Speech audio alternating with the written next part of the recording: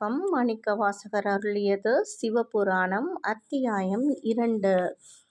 அந்தாமில் பெருமையாலொரு கரந்து சுந்தர வேடத்தொரு முதலுருவு கொண்டு இந்திர ஞாலம் போல வந்தருளி எவ்வெவர் தன் வயிற்படுத்துத் தானேயாகிய தயாபரனெம்மிறை தன்வயின் படுத்து தன்னுள்ளடக்கி பிரளயத்திலிருந்து படைப்பு வந்த போது நீ அனல் போல் பொன்னுரு கொண்டனை. நீ எடுத்த அழகு வடிவங்கள் எண்ணற்றவை. உன் மாய சக்தியில் தோன்றியது இவ்வுலகம்.